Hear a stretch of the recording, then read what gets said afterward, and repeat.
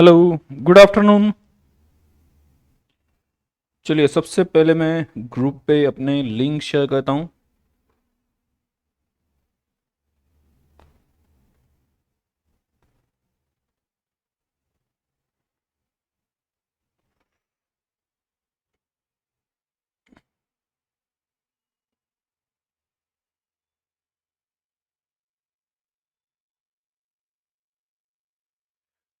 Revision की है कल जो पढ़ा था उसकी? डेली रिवीजन होनी चाहिए।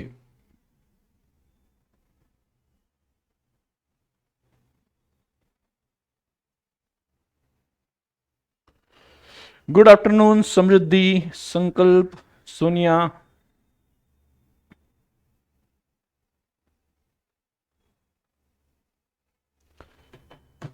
हेलो लोकेश, समीर, श्रद्धा। चलिए स्टार्ट करते हैं। एक 2 मिनट के बाद में स्टार्ट कर देंगे। मैंने लिंक शेयर किए हैं, बाकी स्टूडेंट्स भी ज्वाइन हो जाएंगे। गुड आफ्टरनून स्नेहा, ऋतिका, अमरीन, तुलसी, चैतन्य, प्रदीप, वैष्णवी।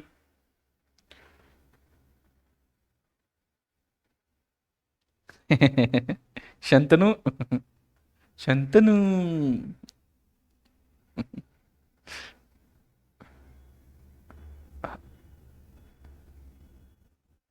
पयोद, आदित्य, अमन, प्रदीप।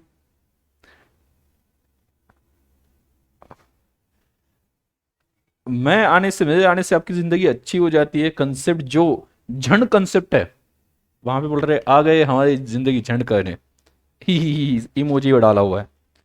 तो उल्टा जो खतरनाक वाले कंसेप्ट है वो खत्म करने आते हैं ना हम, सिंपली समझाने के लिए। हेलो सर, ओवर ड्राफ्ट वाला, यस आज वो डिस्कशन हो जाएगा। ओवर ड्राफ्ट वाला हेमलता, विधि, साक्षी। बीच में कौन थे? सभी को, सभी को प्रणाम। चलिए तो रिवीजन लेते हैं। पहले रिवीजन के बाद में हम आज क्वेश्चन सॉल्व करेंगे। And don't worry, question solve करते वक्त मैं ओवरड्राफ्ट वाला जो पॉइंट है, जो कल के लेक्चर में थोड़ा कम टाइम मिला है, एंड में वहां पे आपका अगला लेक्चर था ना, तो ओवरड्राफ्ट डिस्कस करने के लिए थोड़ा सा टाइम कम था, तो आज वो डिस्कस कर लेंगे क्वेश्चन के साथ।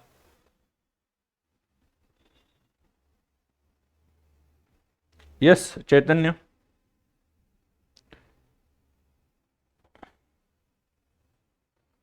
यस यस, सभी रिवीजन हो जाएगी, टेंशन मत लेना। आपको मुझे बोलने की जरूरत ही नहीं पड़ेगी सर ये रिवाइज करवा दो, मैं वैसे ही रिवाइज करवा देता हूं। चलिए आगे बढ़ते हैं। हाँ, तो चलो, बैंक रिकंसिलिएशन स्टेटमेंट हमने क्या पढ़ा, फटाफट बता दो। रिकंसिलिएशन का मीनिंग क्या है? रिकंसिलिएशन मतलब क्या? सुलह, जो डिफरेंस होता है दो लोगों के बीच में वो मिटा देना, उसे सॉल्व करना, उसे हम कहते हैं रिकंसिलिएशन। तो यहां पे बैंक के साथ जो ट्रांजेक्शन होते हैं, बोलो, बैंक के साथ जो ट्रांजेक्शन होते हैं वो कहां कहां पे रिकॉर्ड होते हैं? एक तो हम रिकॉर्ड करते हैं उसे कैश बुक में, दूसरा रिकॉर्ड करते हैं पासबुक में। कैश बुक में कौन सा कॉलम? Bank column. उसमें एंट्री आती है एक बिजनेसमैन की तरफ से और दूसरी एंट्री आती है पासबुक में जो बैंक की तरफ से मेंटेन होता है। बैंक हमें पासबुक देती है, मतलब क्या? पासबुक में उन्होंने जो रिकॉर्ड्स मेंटेन किए उनके बुक्स ऑफ अकाउंट्स में उसकी सिर्फ एक प्रिंट हमें मिल जाती है। उसे पासबुक कहा जा सकता है या फिर बैंक स्टेटमेंट कहा जा सकता है। क्लियर? तो बिजनेसमैन, फटाफट बोलो, बिजनेसमैन के हिसाब से क्या? बिजनेसमैन के हिसाब से बैंक में पैसे डिपॉजिट किए तो बिजनेसमैन के हिसाब से क्या हो गया? Debit the receiver, bank is receiver. और बैंक के हिसाब से क्या हो गया है? Businessman is giver. बिजनेसमैन ने पैसे दिए ना, तो बैंक क्या बोलेगा? Credit the giver. तो हम जब बैंक को डेबिट देते हैं, बैंक हमें क्या देता है? क्रेडिट देता है।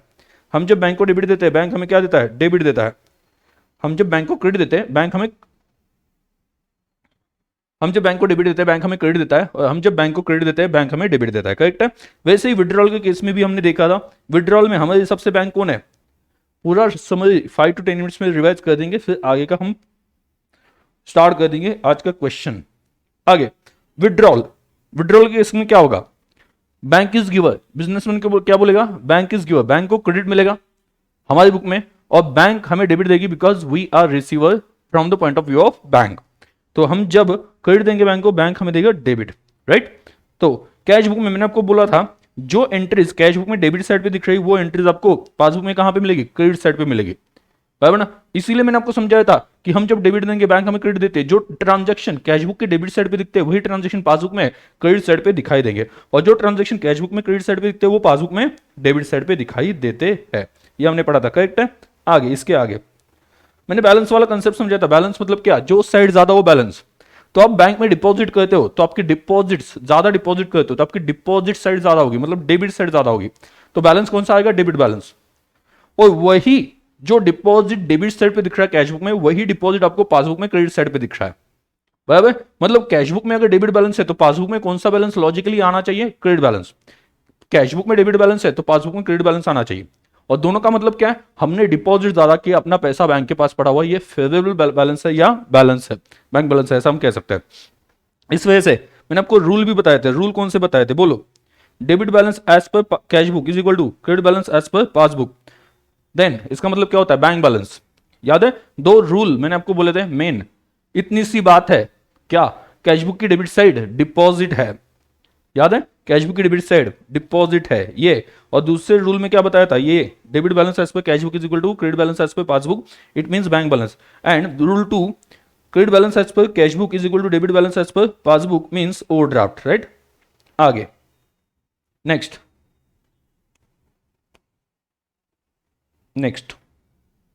यहां पे हमने पढ़ा था, चलो जी आज साफ साफ कहता हूं, यहां पे लिख दिया है जो मैंने आपको बता दिया।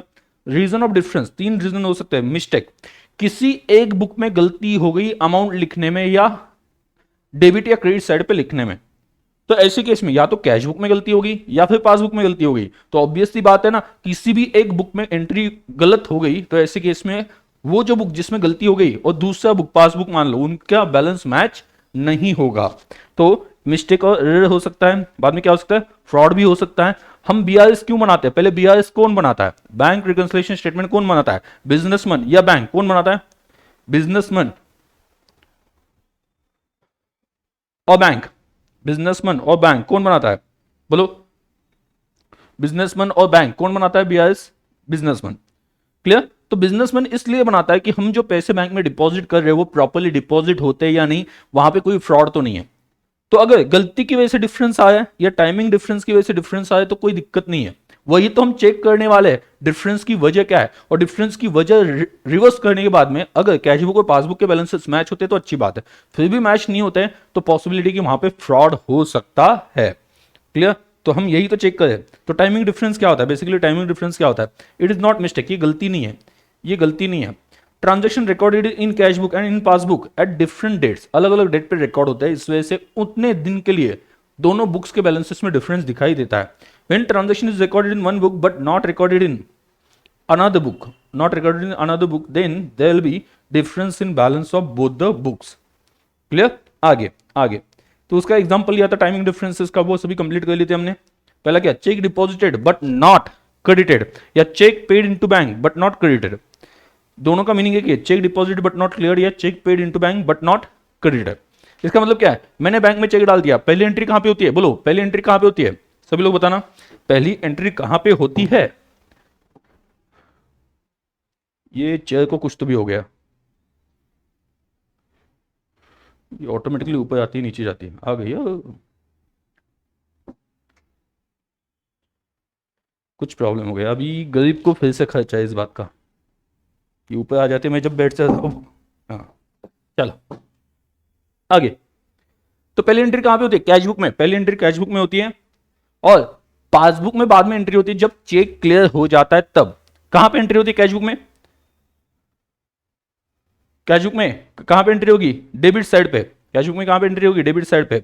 पासबुक में कहां पे एंट्री होगी, क्रेडिट साइड पे। तो कैशबुक के हिसाब से आप सोचते हो तो क्या हो जाएगा, कैशबुक का बैलेंस बढ़ जाएगा, बढ़ जाता है तो उस केस में क्या करना चाहिए, लेस करना चाहिए, करेक्ट है। और पासबुक के हिसाब से चलते हैं तो बैलेंस कम हो रहा है तो उस केस में क्या करना चाहिए, ऐड करना चाहिए, ये हमने पढ़ा था। उसके बाद में चेक इश्यूड, चेक इश्यूड,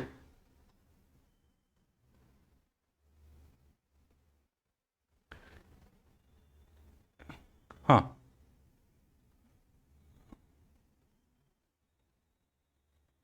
चलो, check issued, check issued case में मैंने चेक आपको दे दिया, आपने बैंक में डालने के लिए 8 दिन लगाए, मैंने एंट्री कर दी कैशबुक में कि चेक इश्यू हो गया, पेमेंट होने वाला है, मैंने विड्रॉल साइड पे कैश बुक में दिखाया, कैश बुक का बैलेंस कम दिख रहा है, कम दिख रहा है, और कैश बुक का बेस लेके चल रहे हो तो क्या करना चाहिए, ऐड करना चाहिए।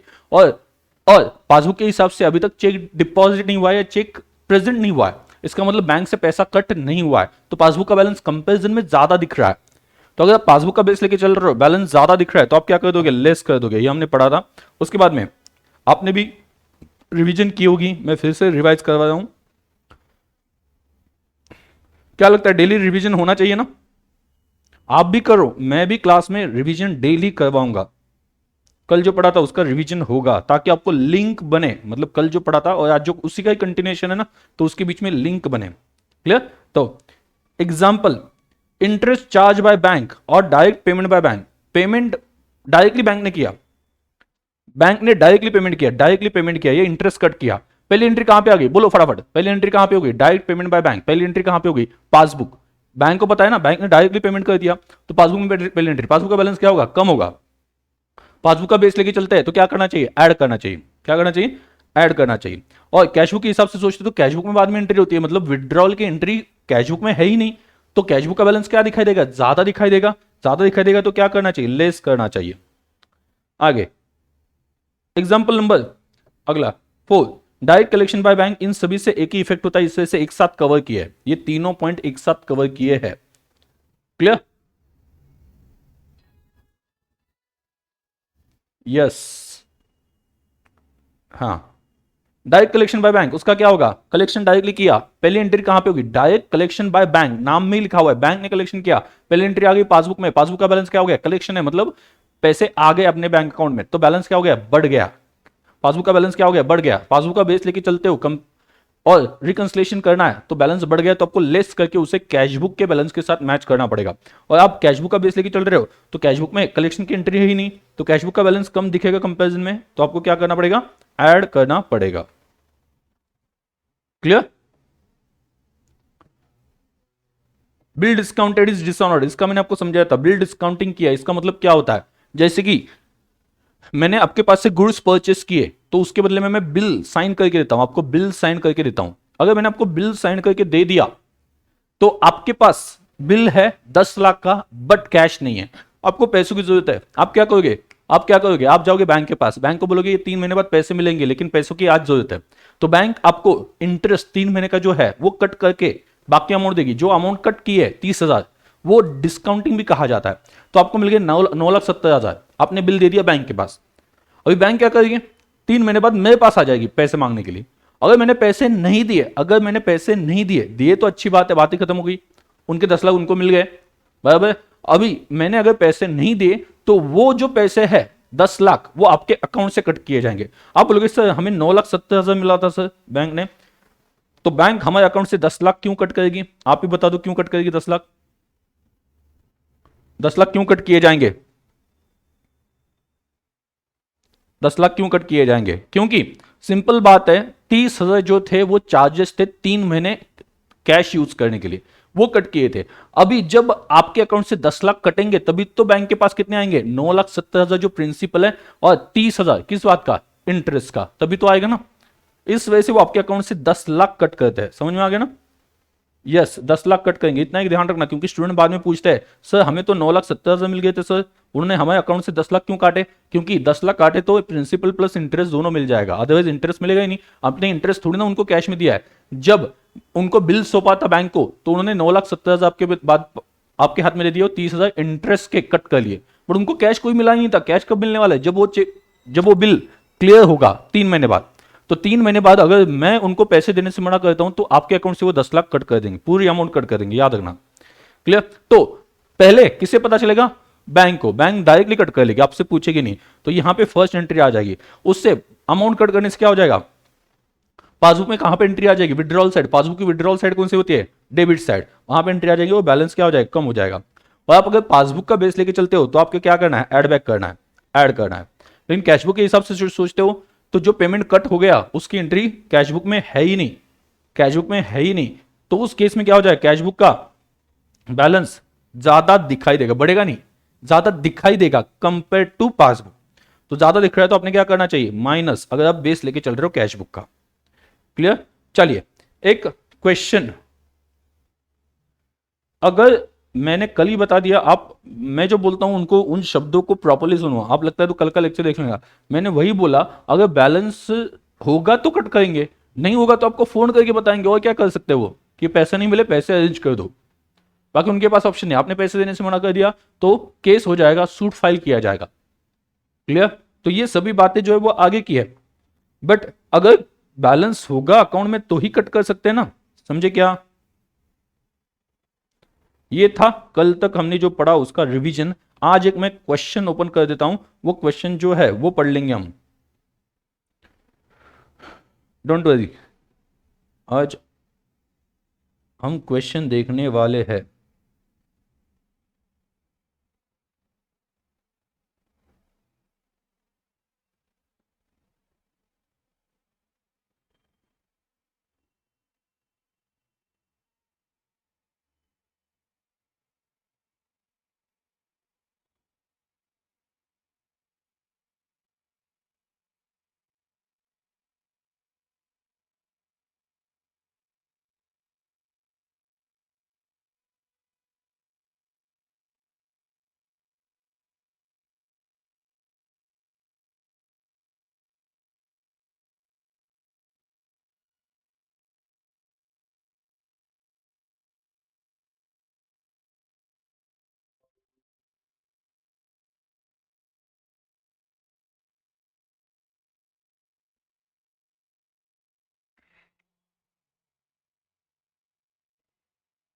एक ही मिनट।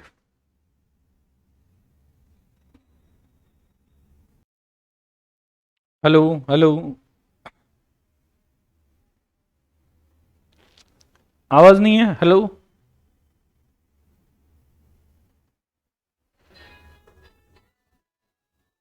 क्या हो गया? कनेक्शन डिस्टर्ब हो गया?